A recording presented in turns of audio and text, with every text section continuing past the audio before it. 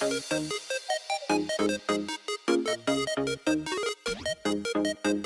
hello, how are you? And welcome back to another video. Today I wanted to share a build and kind of review tiny home stuff. So originally when I downloaded this, I was going to, for this video, build a new tiny home because I mean, why wouldn't I? But instead, what I decided to do, because I opened the pack and then I was like, would you like to place the tiny home starter? And I was like, sure, why not? And then I was like, oh, no, this won't do at all. And so I decided that for this video, I would renovate that starter and then kind of tell you about what I thought of the pack now that I've played with it. So, just to talk about the build really fast, what I wanted to do was, and I put this in the description on the gallery, is that just because it's tiny doesn't mean it has to be uninteresting and it doesn't mean it has to be lonely. So, what I did is I made the overall floor plan of this house just a little bit more interesting. I gave it a unique shape instead of just being a little box. And I also made it a house for two Sims. So I added, which was not, I didn't have to do a lot. I added a second chair at the kitchen table, and that's really it.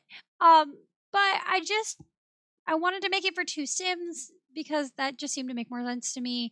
And also, because even if you start with a single Sim, like a one Sim household, your Sims date or maybe they have friends or something. I don't know. But I was like, eventually you'll probably end up with more than one Sim in your household, right? And so I don't know. I decided to make it so this house worked for two Sims. I play tested it. Everything works, even it's this tiny little space.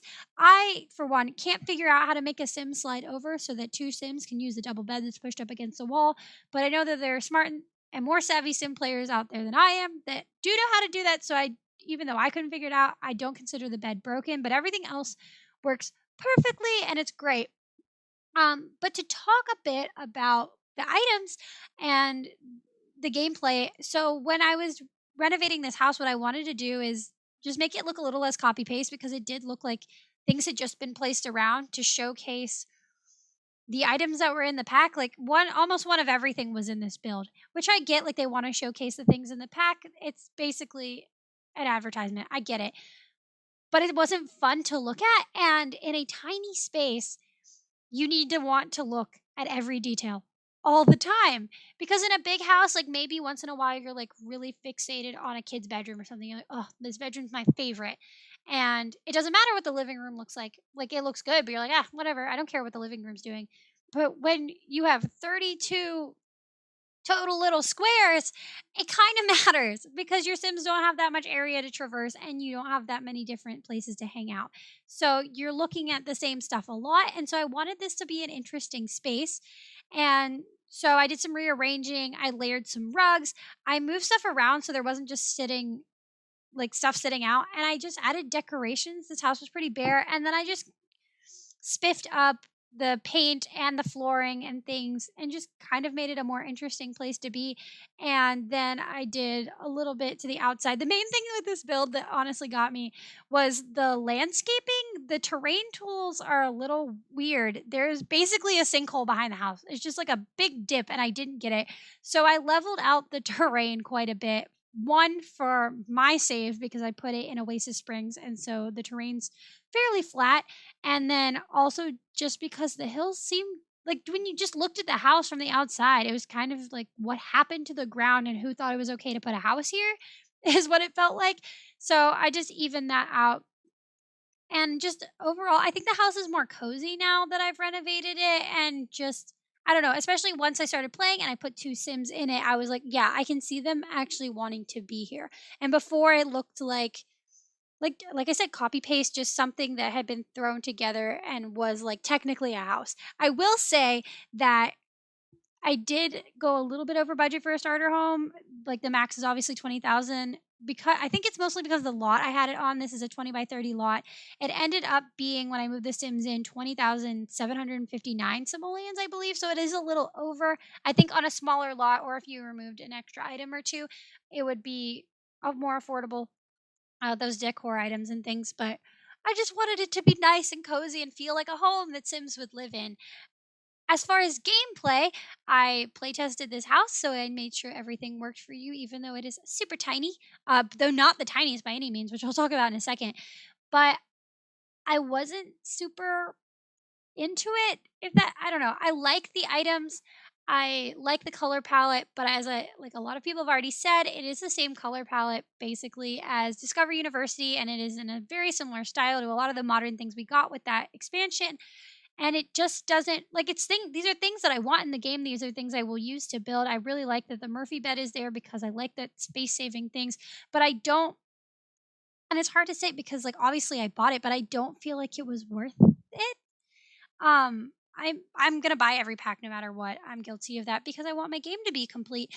But just if I was someone that didn't buy every pack, if I was like really picking packs based on themes and whether they were like really fully developed and they looked really fun, I probably wouldn't buy this pack. And I said this, I tweeted this before the pack came out, like when it was announced, that this pack basically charges us to enforce a challenge that you can do on your own.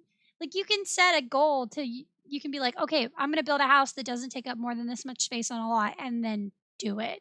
You know? And I don't think that the perks of the 3 tiers of tiny home really are worth spending $10 just to have it coded into the game that it tells you, "Oh, you're going outside of the challenge space you set for yourself," you know?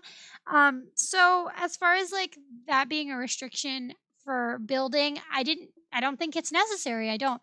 And I don't think that the traits are worth it because a lot of those things you can like lower bills you can earn through getting different traits for your sims. You can turn off bills for your stories. There's just so many things you can do that I didn't think they really add that much to the game. And then other than that, like there's not really much to it. The clothing that came with this pack, I do like. There are some items that were really awkward to me, namely the one it's a full body outfit that is like just a t-shirt with a pocket. I think it has a pocket and then sweatpants and it just looks awkward and it didn't feel right and I don't quite like that one. But in general the style is pretty cool. It a lot of it reminds me of laundry day stuff, which is another thing like and I know a lot of people have said this that this pack feels like just leftovers. And I hate when packs feel like just leftovers. And I can see that. I do my biggest thing with this pack and the biggest thing that I would have wanted to see just with tiny living because if you think obviously so many things that happen in the sims are inspired by like real life and so this is inspired by real life interest in tiny houses and tiny living and if you look at those homes they tend to have little lofts. And what how do you get to a loft? A small staircase or a ladder. And we don't have small staircases or spiral staircases or ladders in the game. I mean, we have ladders for pools, but and for the ocean, but that doesn't you can't use them inside.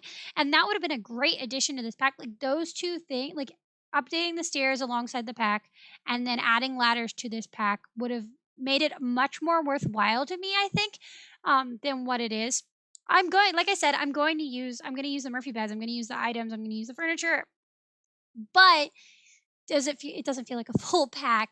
And I didn't feel like when I played with the Sims that I created for this build that what the pack brought to the game really affected their story at all. Like they just lived in a small place and that was really all there was to it, you know? I don't know that I gained a lot from it, which again, it's a stuff pack, but I feel like there are so many stuff packs that really add richness to the game. So, for instance, movie hangout stuff. I built a movie theater and then I can have my Sims go on dates to that movie theater and it just makes their lives so much more fulfilling. Or they can throw a movie party. Bowling stuff gives you a rich activity to do with your Sims. They like actually play a game of bowling. That's so much fun. Laundry day, like yeah, do we really want to do chores in a game that we use to escape life? Maybe not, but it makes the Sims lives that much more realistic. Like things like that are really fun. But this didn't feel fun. It just felt like additional assets. You know what I mean? And I don't want to be super negative about this pack. I mean I have it. I don't dislike the look of it. I just as far as the value, I don't know if I'm completely sold on that. I know a lot of people are upset that bunk beds weren't included and they would have made a lot of sense. Um and this pack was announced and then released very quickly. And obviously, I have little to no idea, literally no idea, how long they worked on this pack, the development, how long they were in ideas for this pack, or anything like that. But it does kind of feel like just like, here's a pack kind of thing. Like, oh, we need to release something. Here's something small. Here, go get it. And that's what it feels like. That's what it feels like when these things are released really fast. Um, It does feel like heavily attached to some other packs. Like, um, obviously my first pet stuff did. It was heavily, heavily attached to cats and dogs, and this feels pretty heavily, maybe not as heavily as my first pet stuff, but this pack does feel heavily attached to Discovery University. Obviously, like space saving is such a big thing in university, and the Murphy beds super useful in a dorm setting. So I don't know. I don't know. I do want to know what you guys think about this pack. Namely, if you have this pack and you really love it. Like I want to know why you really love it. I want to know what it's adding to your game. I'm really interested, and not in a patronizing way. Like, why is this worth it to you? But genuinely, how is this enhancing, whether you're a builder or whether you're a someone that just plays like The Sims, like creates people and lets them live their lives? Like, what does that do for your game? And if you haven't bought it and don't plan on buying it, like what is the thing that kicked you over to like, yeah, I'm not gonna buy this pack? One thing that I do really like about this pack that has a little to nothing to do with the actual pack and buying it is that it's inspired the community. Again, with tiny homes, tiny homes were kind of a staple build in the community, and a lot of people did them and have been continuing to do them for a long time.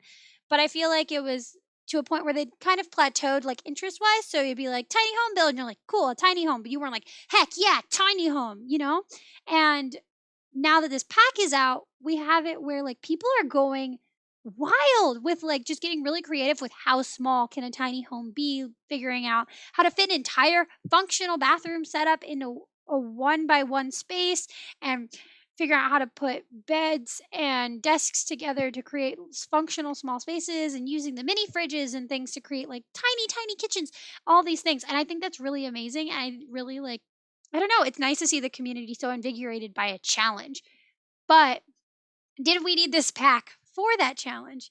Especially because so many of the tiny, tiny, tiny homes that have been built use a single bed and not actually the Murphy bed setup, because the Murphy bed setup actually takes up quite a bit of space, especially when it's open. So it makes your house have to be bigger. So that's just something interesting, I think, of like, what does this pack actually bring for it? Like the idea of it has done a lot of, it's been inspiring for building and things. But just especially for people that play mostly like gameplay and not so much building, I don't know what it does for you, because you could have built a tiny house. I mean, we've been building tiny houses for a long time, but I want to have a conversation about this. So I would love it if you comment down below your thoughts on this pack, whether you're buying it, bought it, won't buy it, detest it, wish the ladders were super, super involved, or in the group of people that are like, where the heck are the bunk beds, guys? I want to know. So I'm going to let you go, but leave a comment down below. Don't forget to like and subscribe. Hit that bell notification if you're feeling snazzy, and I will see you in the next video. Bye.